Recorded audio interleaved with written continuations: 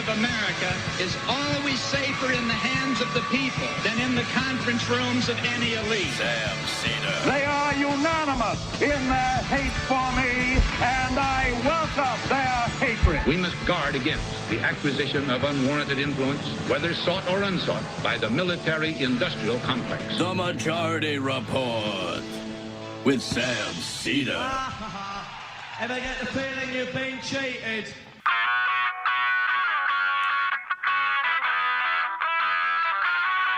It is Wednesday, March 15th, 2023. My name is Sam Seder. This is the 5-time award-winning Majority Report. We are broadcasting live steps from the industrially ravaged Gowanus Canal in the heartland of America, downtown Brooklyn, USA.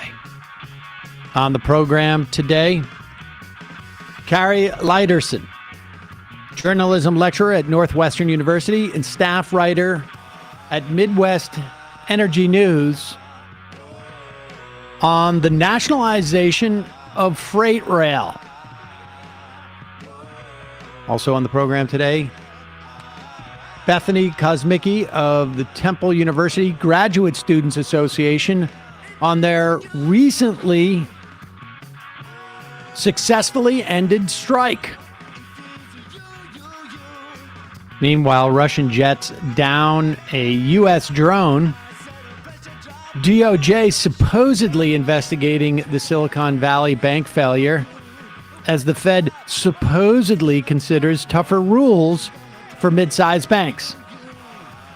Love when things are considered. Yes. Everything, a lot of things are being considered right now, folks. Very strongly. Meanwhile, Elizabeth Warren, Katie Porter lead a legislative group offering a law to roll back the Trump-era rollbacks of Dodd-Frank. Fifth Circuit judge, Trump appointed, to hear a case today on banning an abortion pill nationwide.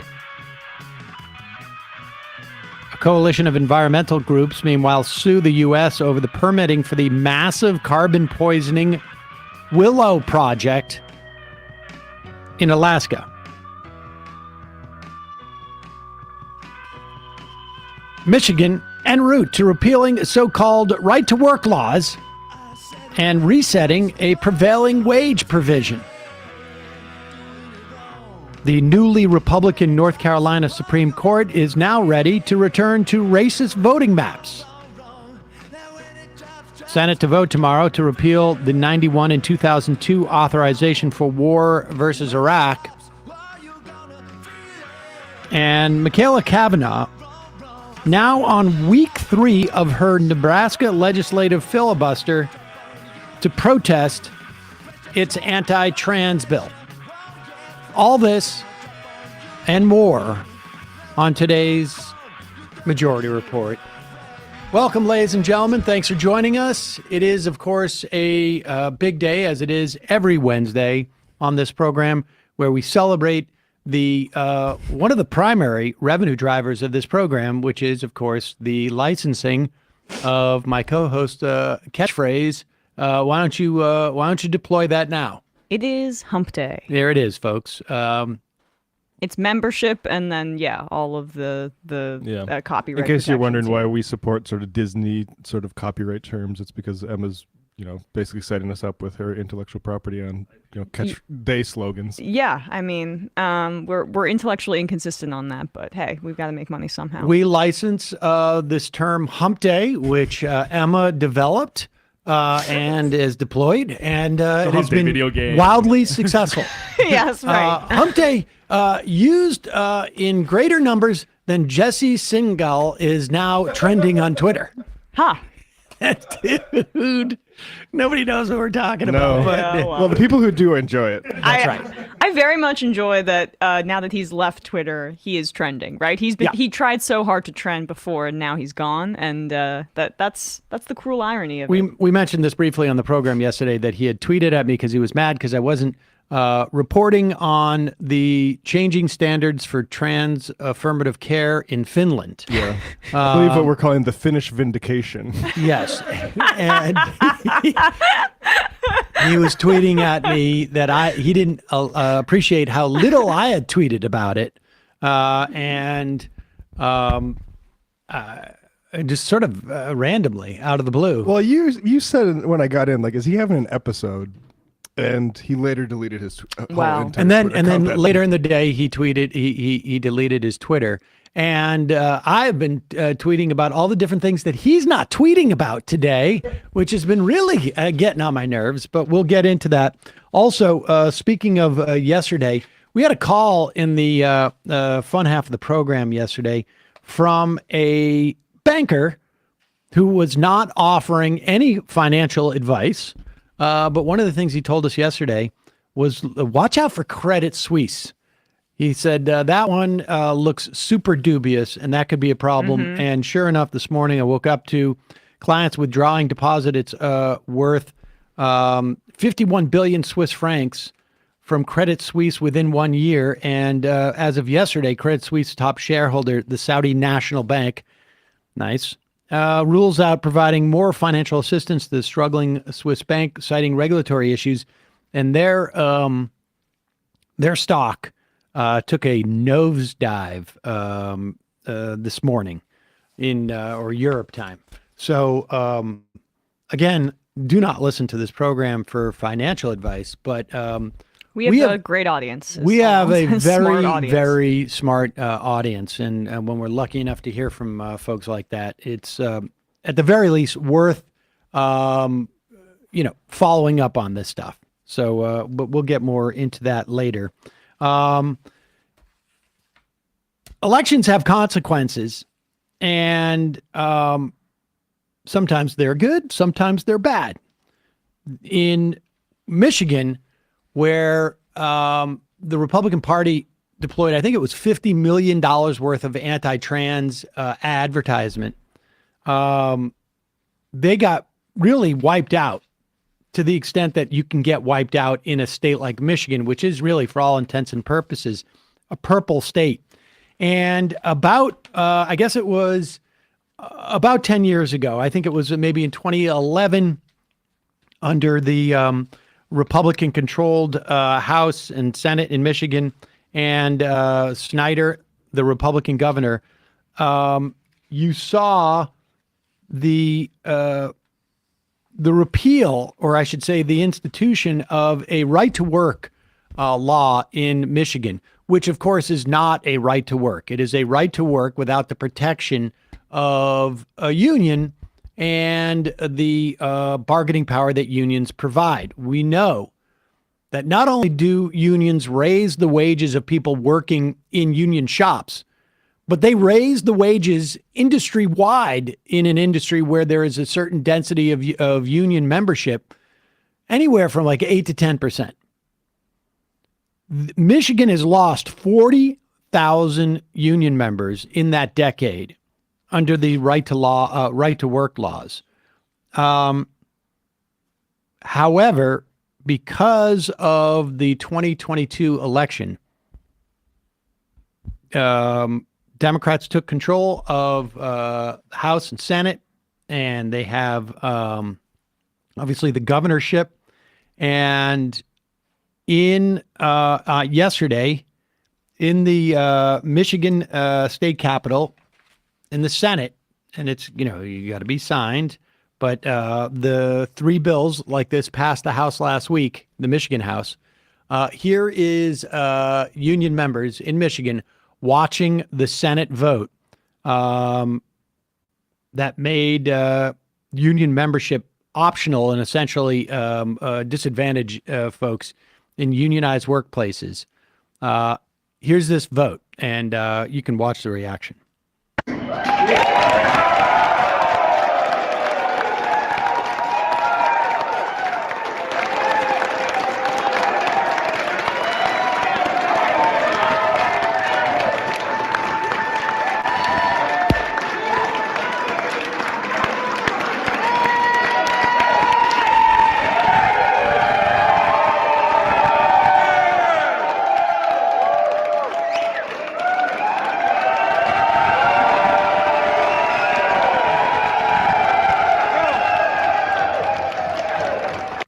That's awesome.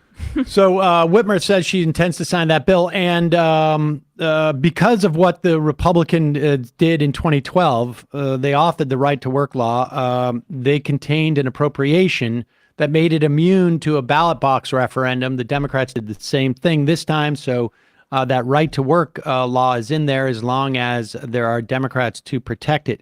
There were also in that same day, Democratic bills to restore the prevailing wage standard, which basically says that a union scale prevailing wage for state construction worker projects. So if you are bidding on a state construction, you must show that you're doing a prevailing wage.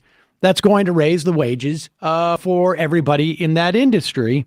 And, you know, it is this is a place like Michigan. You want to see this. So big victory. Huge. And these state houses are just so imperative. I mean, also what happened yesterday was Pritzker signed into law that 40-hour paid leave bill, right? I mean, once we take back some of these state houses and state senates, it makes a massive difference. It really does. It certainly does in the context of those states. That's what, for sure. And, there's, that's the difference between having a Republican controlled House and Senate and a Democratic controlled House and Senate. There are plenty of issues that people can take with Democrats, rightly so, and they should. But to argue that the ability to effectively unionize shops is irrelevant is I don't know how you can be supportive of workers and say that. Yeah, it's not my politics. And so and this is also a different Democratic Party than 10 years ago, right? That are putting labor at the forefront. I mean, my understanding is that there's some state senators within Michigan who are actually union members too.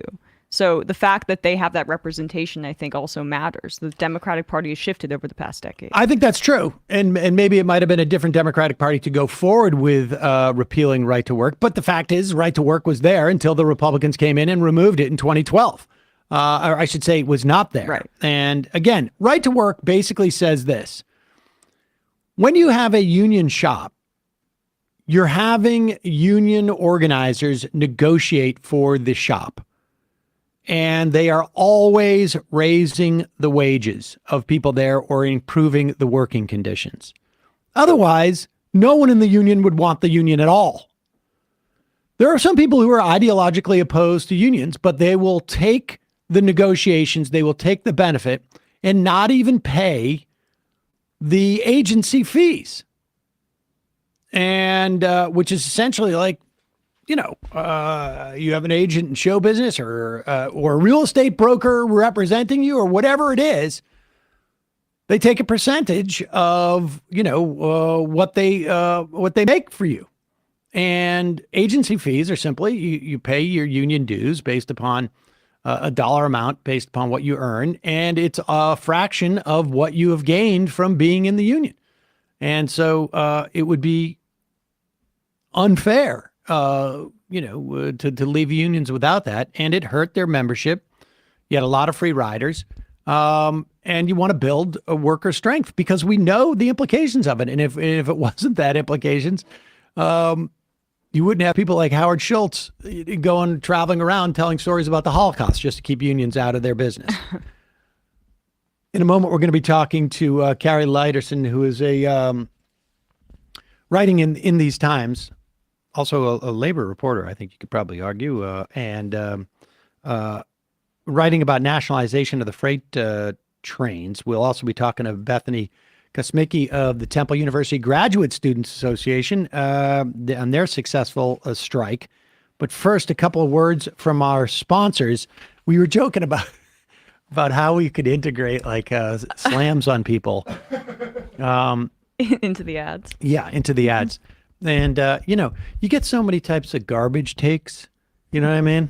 Like by folks like Michael Knowles. Well, you wouldn't want to use single-use plastics to bag those up and throw those away because that's bad for the environment. It's horrible for the oceans, horrible for our landfills. Like something like 40% of all the plastic that exists today has been created in like the past 15 years. The numbers are a little bit off. I can't remember the exact details on that. Single-use plastics are the worst thing for the oceans and for our landfills. And so as horrendous as someone like as garbage as Michael Knowles' takes are, you wouldn't want to bag him in that. However, I have a solution for you, and that is one that I'm following around the house these days. I have such an intimate relationship with hold-on bags right now because the cats have pooped outside of the kitty litter so much that I'm having to double bag things and use the bags to pick up the kitty litter. I mean, the poop in the apartment. It's the only thing keeping you from just straight up abandoning these cats, right? It's the only silver lining. I don't even want to talk about that. Hold On is a company, though, born from the idea that there's got to be a better way to go about your daily chores. Trash bags and kitchen bags, like I say, necessary staples. But do they need to be 100% plastic? Well, the answer is 100% absolutely not. Hold On trash bags and kitchen bags, heavy duty, plant-based, non-toxic, 100% home compostable, which means that they break down in weeks, not decades. They don't fill up our landfills or pollute our oceans. Their zip seal kitchen bags come in sandwich or gallon-sized bags to fit all your needs. Hold carrots, crayons, Legos. I get a lot of loose Legos. Hold On wants to be part of the growing movement away from single-use plastic. Like I say, that is the worst type of plastic, according to most experts, in the production phase, in the disposal, in the decomposition phase. But Hold On bags are made from non-toxic ingredients and plant-based renewables. Hold On trash and kitchen bags meet the highest standards for compostability. And again, they break down in weeks, not centuries. They're great bags. I mean, I don't know what to tell you. They work like bags, except for then you don't feel horrible about what you're doing to the turtles or the landfills or any of the animals for that matter. Water animals? What do we call those? Fish? Marine animals, I think. Marine animals, thank you. To shop plant-based bags and replace single-use plastics all over your home, visit holdonbags.com/majority or just enter majority at checkout and you will save 20% on your order. Sustainability has never been more simple. It's Hold On Bags, HOLDON bags.com/majority. Enter majority, receive 20% off your order. Small things can lead to lasting change if we stop and say, hold on. Thank you, Hold On, for sponsoring this program and my efforts to throw away all the cat poop. Also, one of today's sponsors, Aura, the best way to protect yourself. So David Dayen had, again, his Twitter handle hacked. Oh, my God. And somebody had, it was funny. Somebody tagged me and said, help your buddy out. And he was selling MacBook Pros for like $600, brand new ones. And with his signature on it. With his signature on it. And I thought like, oh, this must be some type of like fundraiser for the prospect. And I'm like, I can get my kids cheap laptops. And so I texted him like, I'll take those off you. And he goes, what is wrong with you? Why would I be selling laptops? And I'm like, well, how is it that your stuff got hacked again? It happens, folks. Even to people as smart as David Dayen, you can protect your online identity and your offline identity by using Aura. Aura is an app that it's super easy to use. It includes everything you need to stay safe online and, frankly, offline. It protects you from scammers and hackers by scanning the dark web, sees if your emails or your passwords and, most importantly, your social security numbers, if they're being traded on the dark web. And if so, it alerts you fast if they found anything. They help you fight back against those websites that post all your public information, cut down on robocalls, cut down on junk email, and, helps with operational security if you need it, or also gives you near real-time alerts on suspicious credit inquiries, like someone trying to open up a loan in your name or take out a credit card. Their VPN allows you to stay anonymous online by keeping your browsing history and personal information safe and encrypted. And they protect your devices from viruses, malware, spyware, and more, so bad guys can't break in. On top of all that, Aura's app lets you manage what your kids can do on their devices. So if they're watching too much YouTube, you can restrict it. If they're trying to get to Candy Crush, you can restrict it. Not that I have any personal experience with that. They also have a password manager that lets you store and access all your online passwords securely and conveniently. Like I say, you may have an app that does one of these, but do you have an app that does all 7? Yes, you do if you have Aura. Let Aura do the hard work of keeping you safe online. If you sign up right now, Aura is going to give you 2 weeks free at this link, aura.com/majority. Start your free trial. You're going to be shocked when you put your email in there how much of your private information may be compromised online. Aura.com, AURA.com/majority. Start your free trial. Of course, as always, this stuff will be linked in the YouTube and podcast description. Just give you a heads up. Was asked to let folks know that on Saturday, March 18th at 1 p.m., there will be a march to promote negotiations, not escalation in Ukraine, protest the 20th anniversary of the U.S. invasion of Iraq. Particularly important, they're trying to roll back the authorization for the 2002 invasion and occupation, and more. There's some folks speaking that I really do have appreciation for and have done some good work. Some folks I'm a little bit, less super psyched about, but bottom line, it's a pretty good crew of people. And if you're interested in that, it is at 1 p.m. at the White House. You can, I don't have a link for it. Shoot, we'll find that. We'll put that in the podcast and YouTube descriptions. All right. I'm going to take a quick break. When we come back, we're going to be talking to Kari Lydersen. We'll be right back.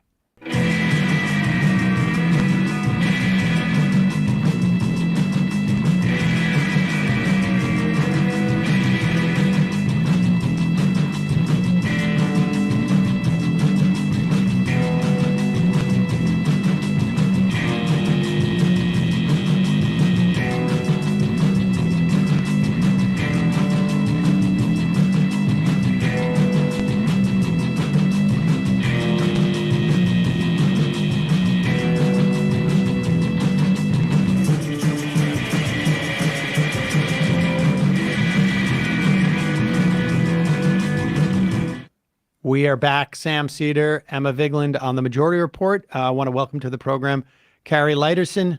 She's a journalism lecturer at Northwestern University, staff writer at Midwest Energy, writing in these times, the case for nationalizing the railroads. Kari, thanks so much for joining us. Thank you. Let's just start with where we are with the railroads in this country in terms of, and we're talking about freight rail. I think people would be surprised to know how consolidated this industry is, how much money they have begun to make in terms of profits, and how, the thing that struck me in reading your piece, some of this stuff I knew, some of it I didn't, but what struck me is how much of a dramatic change we've had really in the past decade or two with these freight railroads, and how much the quality of what they do has gone down.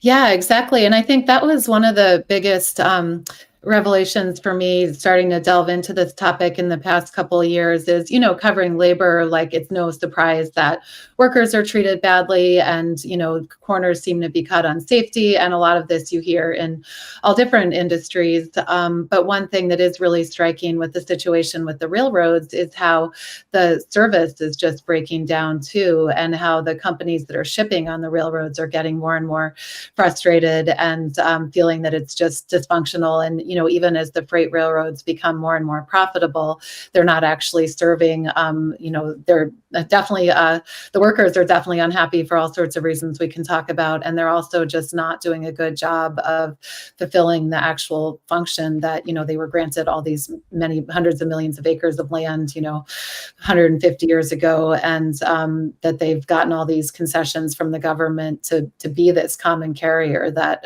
carries our freight, and they're really not living up to that promise either. I want to get to that aspect in a bit, but let's talk about the sort of the problems that are going on here, because I think like sort of the other thing I want to talk about is that notion of them being a common carrier. And really, I mean, in many respects, I think there's a hesitation for folks like us to use the national security, but this is really in many respects a national security. I mean, when we talk about things that people want to have in their lives in terms of security, like food and goods, this is a national security issue in many respects. But before we get there, I mean, tell us a little about these hearings in April of 2022. And, we've heard about precision scheduled railroading in the context of why there's only two people working on a train that's 2 miles long. But go into it's not just about adding massive profits for these hedge funders, essentially, although we should touch on that. But it also ends up just creating bad service and not functioning well for the rest of our supply chain. Exactly. Yeah. So that's why these hearings were held last April with the Surface Transportation Board, which is the federal entity that railroads have been really deregulated, but there's still this board that, has some regulatory power over them. So these emergency hearings were held. This was before the possible strike, long before the East Palestine derailment. So, when it wasn't so much in the national news, but people in all these different industries and the workers, were really upset about how the railroads were functioning and how they were failing. So there was a lot of testimony there from shippers and labor leaders and other kinds of officials about these serious shortcomings that they were seeing only getting worse, partly because of this precision scheduled railroading practice and the more general philosophy of the big railroad company, freight railroad companies, trying to, sort of sideline jobs and portions of track that weren't very profitable and just concentrate on the work that was most profitable for them. And this precision scheduled railroading, it's way too complicated to really try to explain right now. But basically this philosophy that on paper sounds like it would be efficient and would work for everyone, and in practice is really the exact opposite, and just as a way for railroads to try to operate with as few staff as possible. And it ends up making it also really efficient for shippers to ship things when they want, because they're sort of held hostage by when the railroads, when it's most profitable for them to ship things. So really a lot of discontent and the workers and shippers were really united in their discontent and their what they saw as the reasons for these problems when they testified in April. The thing that I think people have to keep in mind as we start to get into the idea of what the fix is for this is that this is not like a nascent industry. This is not an industry that needs help to grow. If we don't give it, if we're not allowing them to, there's no research development going on here, right? I mean, these are trains on train tracks, and we've had these for almost 200 years. And this is just about hedge funds coming in, taking over these industries, saying, we can bring in consultants or whatever it is, or efficiency experts, not to do anything better than we're doing right now, but just to essentially extract from these existing industry, and we should say, this is happening in a lot of different industries. I mean, it's happening in, everything from dentists to railroads. I mean, and everything in between. But they're coming in and saying okay, this is a functioning business. How do we extract profits out of it on the backs of workers, on the backs of retail outfits, on the backs of our national security, I mean, all of it. It's just taking away from everybody else so that they can lard their pockets. And there is no societal benefit to this whatsoever, is there? They're not building more tracks. They're reducing the amount of tracks. They're not going more places. They're going to fewer places. It's really an assault on our infrastructure. Yeah, that's also well said. And then I would actually add another layer to that, though. In some ways, it's the same basic industry as it was in the 1800s, but there is also all this new technology that has and can make railroads safer, but could make them a lot safer if it was more fully implemented. And if warning signs like, the very basic warning sign in East Palestine were actually heeded. And then on the environmental front, railroads are already the most environmental way to ship freight, but they could be much more environmental if you made more investments in the technology that does exist now for electrification and otherwise making the railroads cleaner. So, there actually is a lot of new technology that is not being fully utilized or invested in because the money is being funneled to profit rather than reinvested in making the system as modern and as clean and efficient as it could be. Well, but the efficiency point, I think, is key, right? Because they use models that are supposedly efficient, right? Where they're attempting to cut down on the labor force so much so that it creates maximum efficiency, or extending these rail cars so that they can carry as much as possible. But efficiency for society is not efficiency for the railroads, right? Their purpose is to ensure that they can carry as much with as lean of a labor model as possible, paying as few people as possible to transport as much stuff. Like, can you just expand on that being so widespread within freight rail and within railroads in particular? The efficiency being really for executives so that they can extract the most amount of profit, as opposed to it being for society.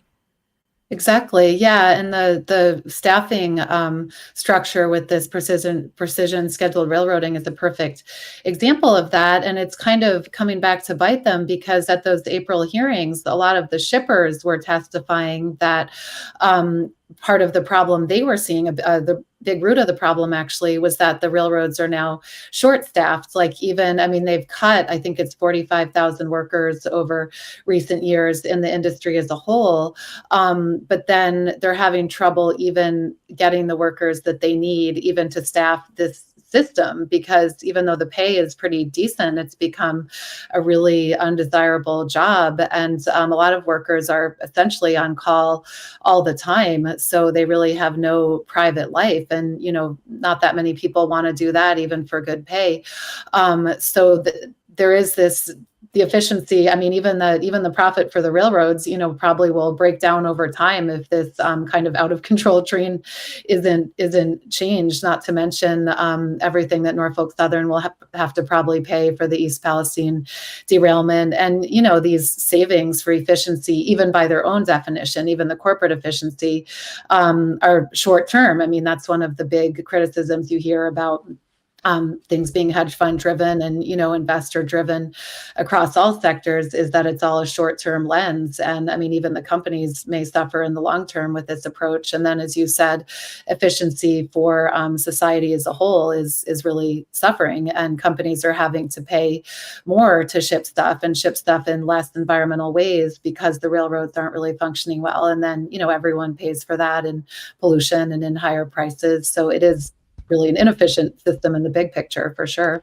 I'm correct, I think, in saying that something like 90 some odd % of all the freight comes from basically 5 or 6 companies. You cite that the average profit margins of the top 5 U.S. railroads have roughly doubled in the past 15 years.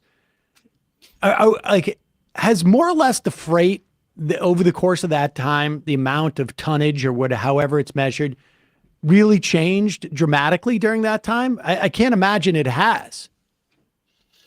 Yeah, I don't have those numbers in front of me, but it hasn't doubled, at least in by certain measurements, it's decreased. So yeah, it's not like they're shipping twice the amount and doing twice as good service, and that's why their profits are double. It's actually the opposite. It goes back to how they've stripped out, the less profitable type of work they were doing and focused on just and then used their quasi-monopoly powers, to just maximize their profits for this work. So they got a bunch of free land back in the 1800s, something to the effect of 175 million acres of land. They have received all sorts of other benefits. They are given this land, and we actually, Amtrak has to sort of pay, and that it's a quasi-public operated entity that has to pay and sort of work around the freight industry's, whatever works for their profits, essentially. 2-mile train crosses the tracks. The Amtrak's got to reschedule their stuff. I mean, that's just basically it. Let's talk about what would be, if we understand that this is a national security issue, that these things function not unlike, the highway system, which is a common carrier system. It is owned by the federal government. There's no reason why, we could theoretically rent out, you want time on our federally owned tracks. You can do that. We charge tolls, and gasoline tax. We could do some similar situation for trains and organizing it that way. So the logistical standpoint and the philosophical, I guess, idea, it's not that hard to wrap our heads around. What would it take? Like, what are the methodologies in which if we were to nationalize the trains, like, how would that happen? Would we need legislation? Would we need, what kind of authority would the U.S. government need to do something like this? Yeah, like you said, there's two probably basic models where it could happen. One, if the government took over the entire industry, including the actual companies like BNSF that do this shipping. That would be a pretty huge deal and probably not likely anytime soon. But what you described is the case in many countries. The full nationalization is the case in many countries too. But the government owning the tracks and charging or offering concessions to use the tracks, like that's, as you said, a very straightforward model to imagine. So for that to actually happen, on just sort of a common sense, ethical level, given that all this land was given to the railroads and that they've had the chance over so many decades to profit off it, it seems like the railroads would sort of owe something back to the country in return. But, legally and constitutionally, that would involve taking private property.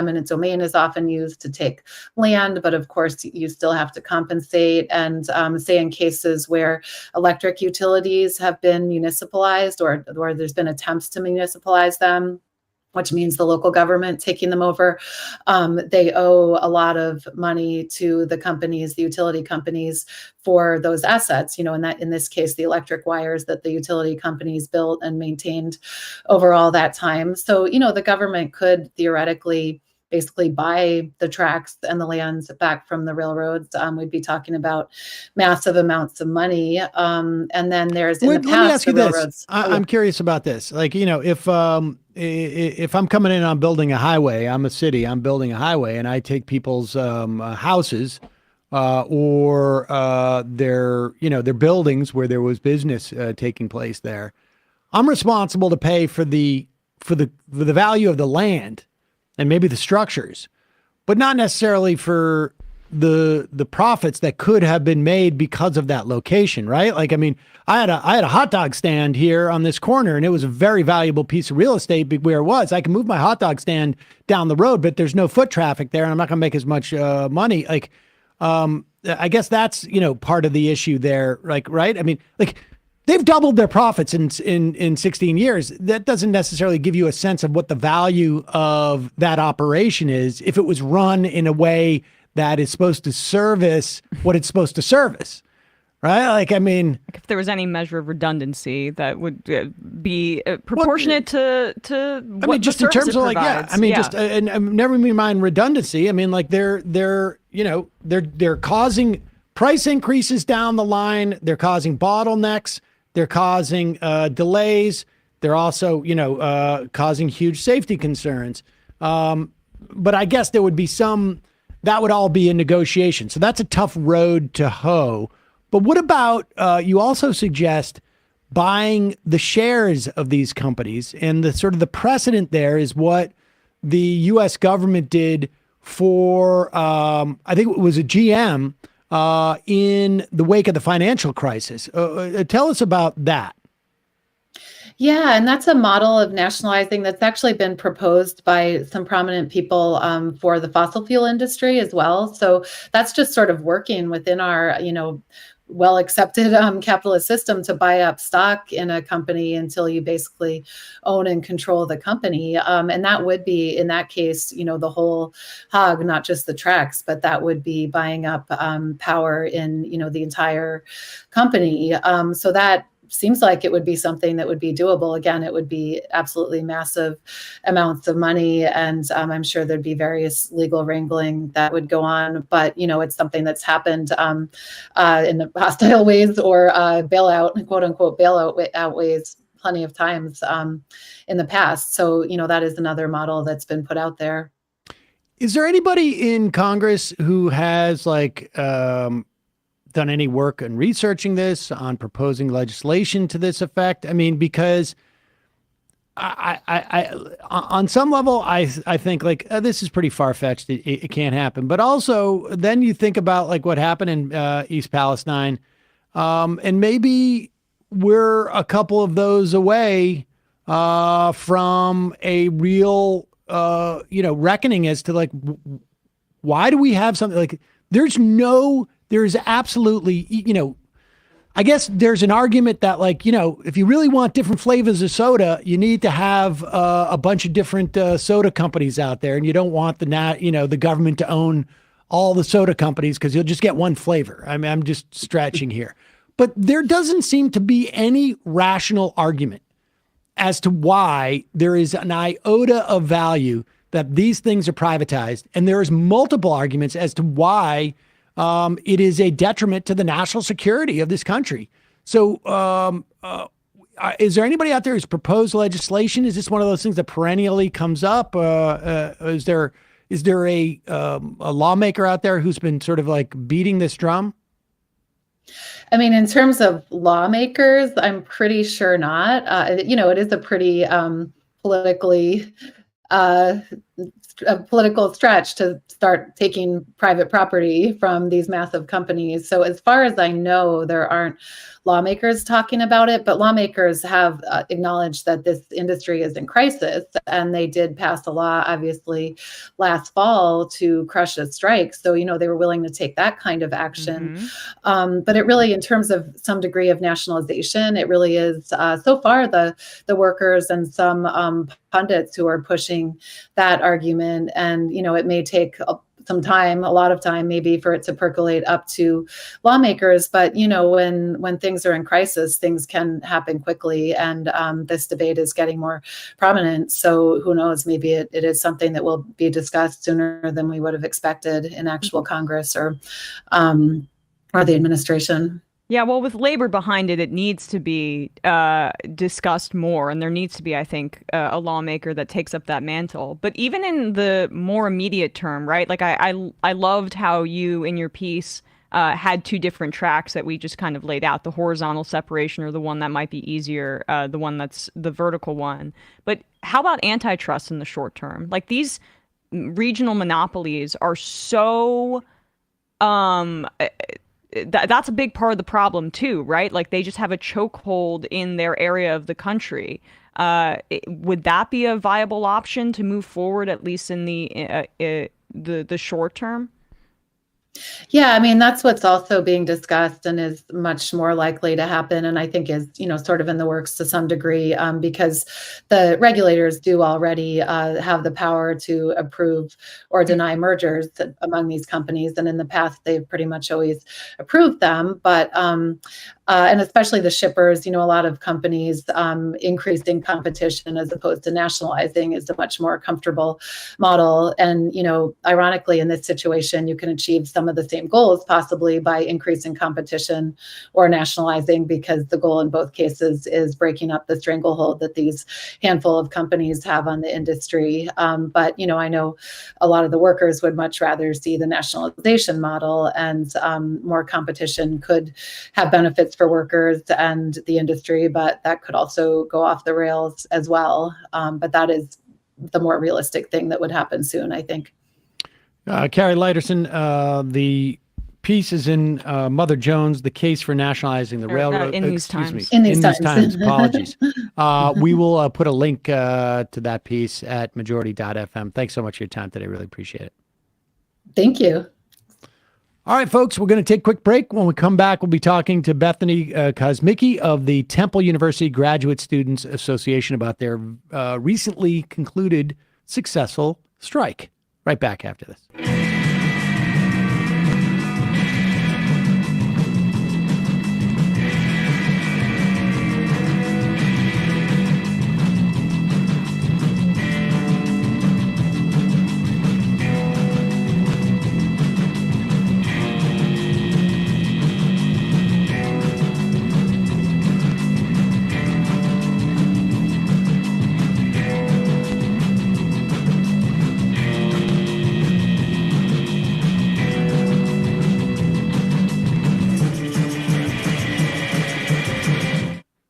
We are back. Sam Seder, Emma Vigeland on the Majority Report. Joining us now, Bethany Kosmicki, the Temple University Graduate Students Association.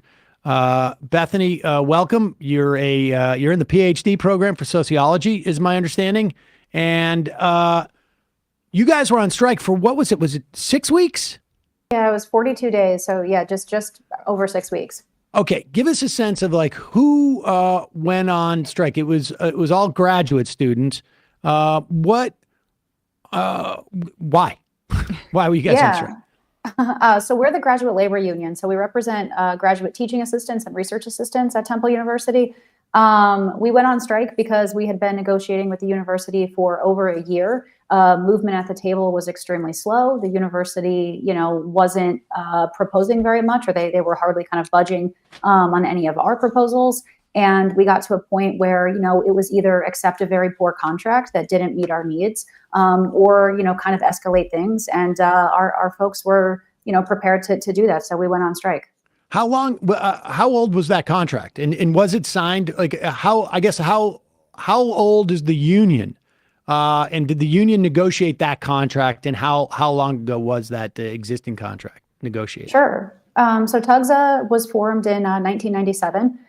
We had our first contract in 2002. We could bargain every 4 years. So this contract was actually expired a year. So it was a little over 4 years old. We'll bargain again in another, 2.5, 3 years already. So you guys did pretty well in terms of, you were not getting paid very well, with all due respect, and they weren't giving you, to begin with. But on some level, like you guys were, you held together well over the course of 42 days. Yeah. I will say, we had what's called like a minority strike, right? So we had a minority amount of our people who we represent who ended up actually being on strike. So that's kind of another remarkable piece of our success here. The university retaliated against us, made a number of different threats and intimidation. But despite that, we have an incredible group of people who were really, really committed to what we were out there for. And we found ways to mitigate those threats and the risks and to really get through a lot of those retaliatory actions. And we, ended up with a really great contract at the end of it. It really is. A raise from an average of $19,500 in pay to $24,000 for this academic year, retroactive to January 1st. $1,000 raises for each of the next 3 academic years, which take you through at least most of this contract. a one-time $500 bonus for all union members, 25% coverage of dependent health care, which had been totally uncovered. 75%, 100% is better, but for 25%. Increased parental leave from 5 to 21 calendar days. There were other things too. And how many, like when you say a minority of the strike of the union struck, what percentage? And what do you perceive was like the magic number? Do you need 5% or do you need 45%? That's a tough question. I don't have the exact numbers in front of me. And I'll say, we had people joining the strike up until the very last day of it. So I don't know the exact number.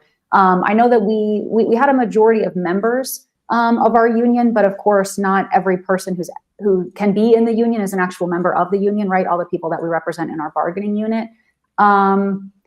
I don't know that there is a magic number. I think it really depends on sort of how you leverage your power, what kinds of, allies you have. I know that we've really had some incredible support from our parent unions, from political allies, both local and, national, or in the state of Pennsylvania. Students, other students? Undergrad and... Yes, undergraduates, absolutely. Very, very vocal about things. I think, it also didn't help that, and I'm sure a lot of people saw this, that, Temple really had to deal with a lot of very bad press around this as well, which put in, an immense amount of pressure on their administration to really make things right. And it's interesting that you had people joining the strike as it went further. So it starts to project to to management. This is getting stronger, not weaker over time. Yes. Yeah, the strike grew the entire 6 weeks that we were out there, from the very beginning to where we ended up. We weren't having people leave the strike. We were only having people continue to join. As a matter of strategy, right? I imagine like you're, and particularly my guess is as a sociology PhD, that this is something that you have a greater familiarity with than just your experience here. But does it occur to you when you start to see these things? Like, have you guys sat down and done like a debrief? Because I wonder if, if there are people listening and they're contemplating going on strike in their schools, like if the idea of like, let's put 10% of our would-be strikers on reserve and have them join the strike as it goes on, to project that notion of it's getting stronger, not weaker as time goes on, which of course is like, that sends a message to management, like this is not going the right way for us. Yeah. We didn't really consider that strategy, although that's like interesting to think about. I think part of the thing is, when you're on strike, it could end at any moment, right? And that's really what you ideally want to happen. You want negotiations to be continuing as you're on strike. You want the pressure of that strike to lead the administration who you're negotiating with to give you a good contract. People don't want to be out on strike. It really is a last resort that you have to do when you're put in that position. And so, I think like saving kind of a reserve of strikers, while it might send a really strong message. And again, I think maybe this depends on the kinds of administration you're striking against, or the kinds of employers you're striking against, or, the number of people you go on strike to begin with. But I think really going out strong is important, even right from the get-go, because that sends that really clear message. And that's ultimately what I think gets you where you need to be. I think a good example of this also is, a lot of times unions will take strike authorization votes, and often that vote is enough to lead the employer or the administration, whoever it is that you're doing this against, to sort of say, okay, even with this threat, we're going to go ahead and negotiate a better contract, offer more than they were willing to, just with the threat of that. Well, can you expand on that a little bit? Like, what about your guys' status as graduate students made this so unique in terms of your strategy? Like, what were the specific circumstances that you were kind of able to use in terms of your negotiations that ended up giving you this victory? Yeah, sure. I think academic strikes are a little bit different from some other industries because the kinds of work that we produce doesn't necessarily amass at the end of a day. If we worked in a factory, there would be a certain number of things that weren't produced at the end of the day. In academia, that's a little bit more of it's a slower buildup for that, right? Missing one class may not be a big deal, but a student missing one week or 2 weeks, research not getting done for multiple weeks in a row, that's where it kind of starts to have the impact. So for us, we were prepared going into our strike, knowing that 1 or 2 days may not have the kind of impact that we needed it to have. that like a few weeks would actually end up building towards. So that was something that we kind of planned ahead of time. I think also a lot of it had to do with the cohesiveness of messaging and solidarity on campus. We didn't go into the strike, kind of unprepared for it, right? That's a really difficult decision to make, and you want to be prepared going into a decision like that. You don't want to make that decision hasty. And so we had been building, relationships with other campus unions, with undergraduates, with other local unions, organizations, political leaders, who kind of had a sense of what was going on with our negotiations, so that when we ended up now in the situation of a strike, that support and that backing was already kind of built into place. That's interesting. So you're building that groundwork so that you've basically created more stakeholders in some way. Yeah. What about the non-union members? I mean, you said it's a minority strike insofar as that you didn't have the majority of similarly situated workers. Since coming back and getting all these folks, an approximately 25% raise, just retroactively, never mind going forward. Have more people come and decided I'm going to join the union now? I see the value of this. Yeah. So we have had a handful of people already join the union. And I think it's in that exact response, seeing, wow, okay, the union was actually able to do something very material for me. And I want to be part of that. I think, this is always a question of organizing everywhere is, why aren't people more engaged with the union? And it's different reasons. They may not see the effects of the union as being something related to them. I think in the case of what we just won here, it's really easy to point to, okay, look at the pay increase you're getting, look at the additional benefits you're getting. This actually does involve you, and you should buy into that kind of and become more involved. If for us, we represent about a third of our bargaining unit are international grads. So some of the hesitation of union involvement may come from fear of, intimidation or retaliation, which is connected to a different kind of citizenship status, right. Which creates, so it's really about identifying why are people not getting involved, and then trying to work with knowing that, with that knowledge, to get them involved, to work past whatever that fear, that problem, or that hesitation is.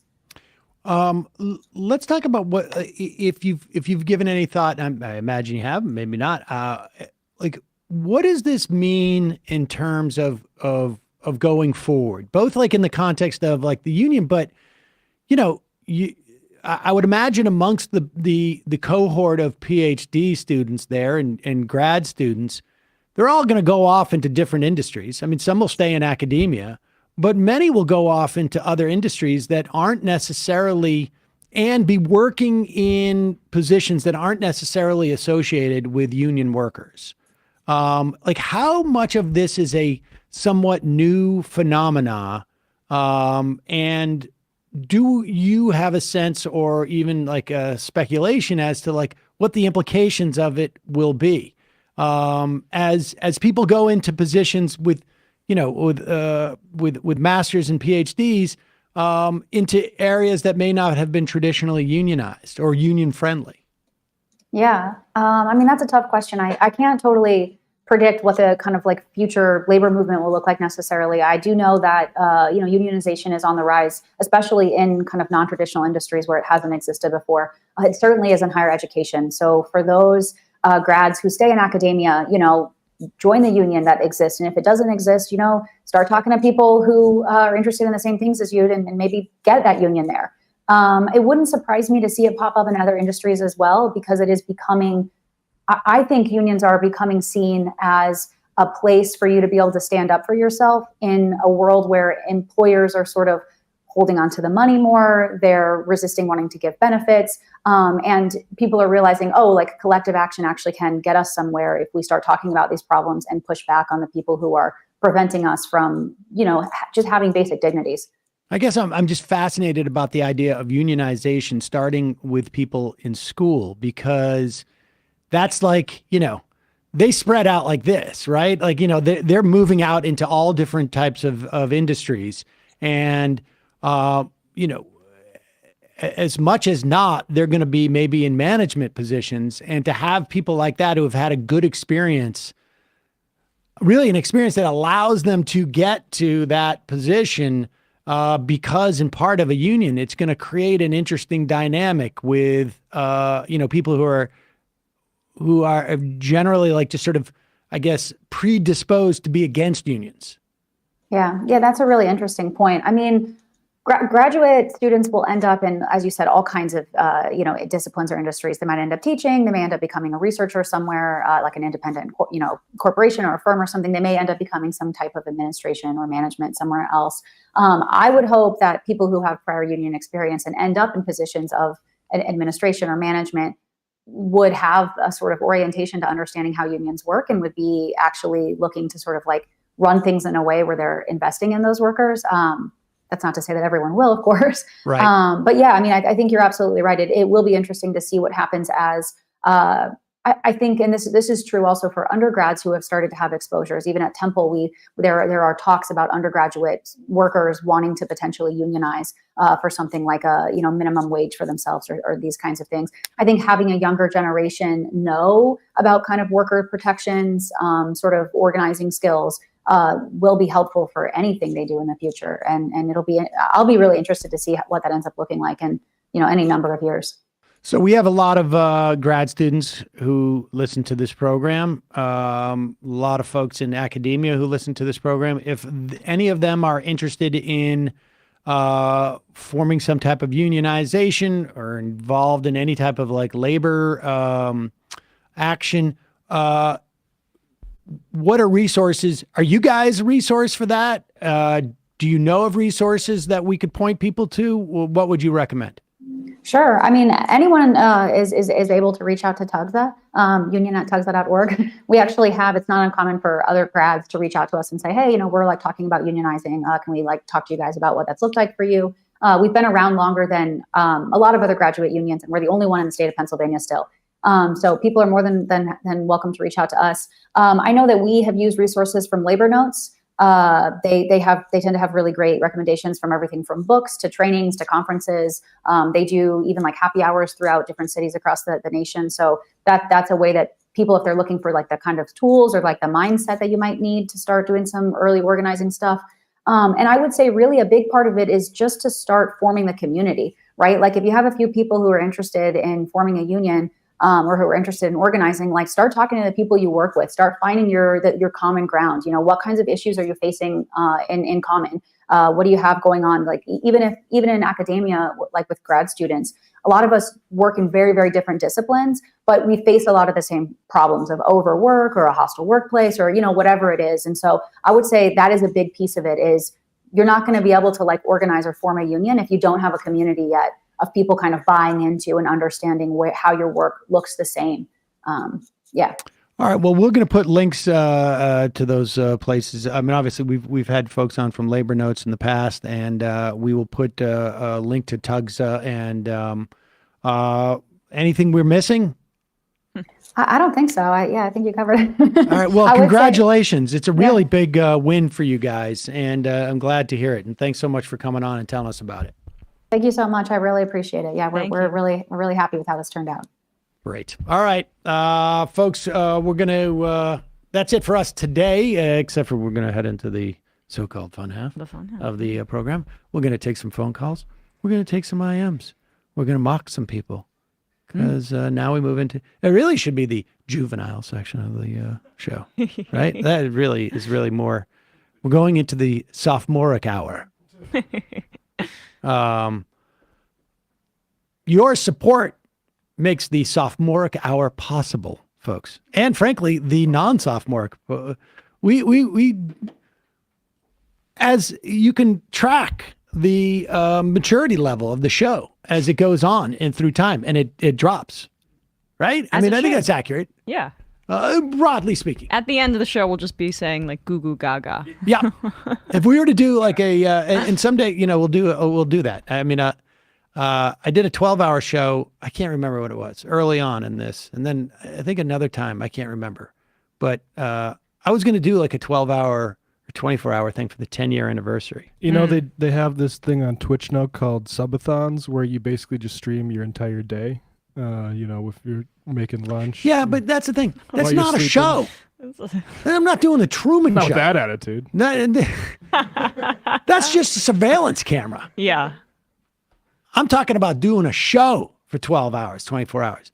By the end of that, it would be goo goo gaga. Didn't Katy Perry try to do that to promote her album? Like that you just watched her crying, watched her going to sleep for we should do that to promote the show. Yeah, you can. Oh, I was just going to do it like literally. Just have 20 minutes of the camera trained on Sam's bathroom door. Yeah. Oh, you know what was great about that? We did a 12-hour show. You got to ask Binder about this. I think it was 12 hours.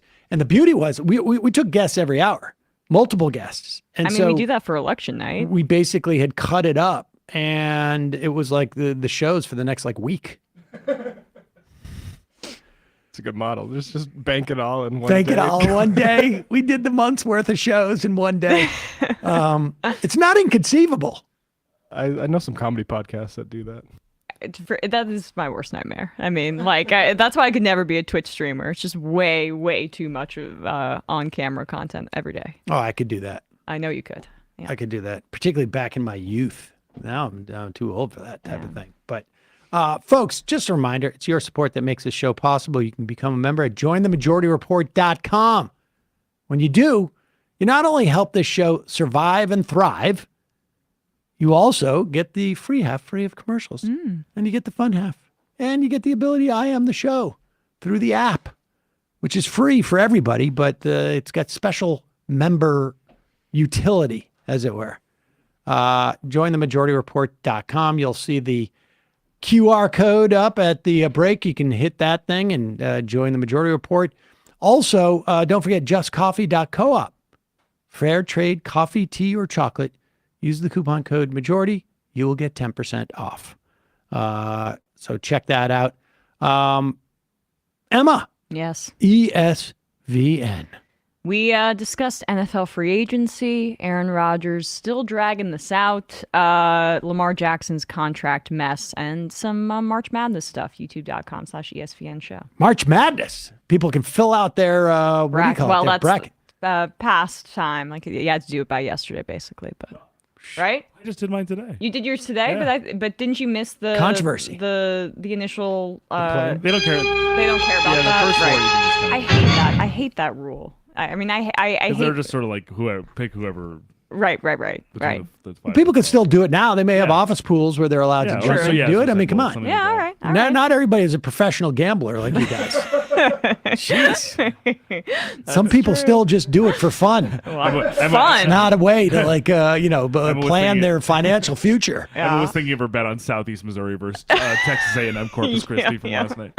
Man, I know. The only thing that really prevented me from betting on that Rangers game last night was that I was at the game. So it's like that might be a little bit too much. A little bit too much. Yeah.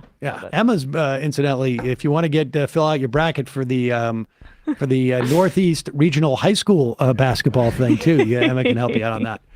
Matt, what's happening in Matlack Media? Last night we had Dwayne Monroe on to talk about AI. We also talked about the Silicon Valley Bank failure and went deep into Russell Brand with his new sort of coworker, Steven Crowder, talking about the need to have convivial conversation with your political enemies who you may have misunderstood in the first place, and they might be actually on your side. So patreon.com/. Interesting. Yes. That's beautiful. Yeah. Because we all agree in individual autonomy and that the government, there should not be any sort of tyrannical power coming in and telling people how to run their own communities. And, I share, I found that so many of the people who I perceive to be, contrary to my politics, they're they're anti-worker, anti-trans. They are, they're against people getting, health insurance or Social Security. They believe that money should be the sine qua non measure of one's value in society. They have no problem with billionaires running around, but we all agree, don't want an alien invasion that would incinerate all of us if that's what the aliens were to do. Bipartisanship. And so I sort of feel like, well, wait a second, maybe I should see past some of this other stuff and agree that we share the same common potential enemy, that being the aliens. Yeah. So that's something I've been ruminating on. In this instance, they just have a common friend, Peter Thiel, right? I mean, it's the Rumble slash Cantor Fitzgerald Acquisition Corporation number 6. That is their friend. I'm not sure what Thiel. I think there's a lot of different Thiel. They're all types. working on the same types. project. That's the thing. Sometimes you may have a slightly different political project, but if your financial project is similar, that's the way you bridge gaps. Yeah. Folks, see you in the fun half. You are in for it. All right, folks, 646-257-3920. See you in the fun half. Are you ready?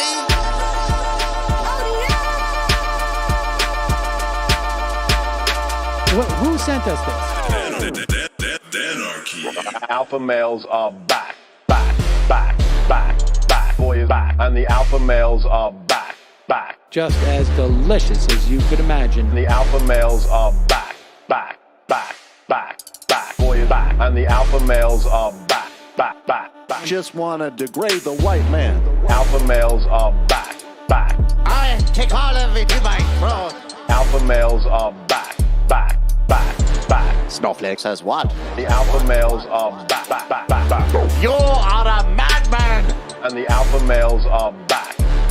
Oh no, Sam Seder! What a fucking nightmare! Bring back DJ Danner. Yeah, or a couple of them, just put them in rotation.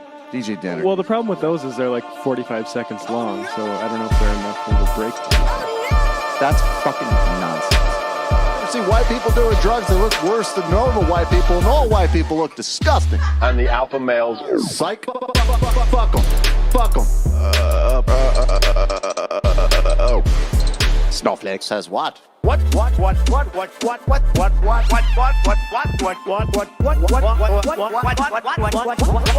Snowflake says what? A hell of a lot of bank. A hell of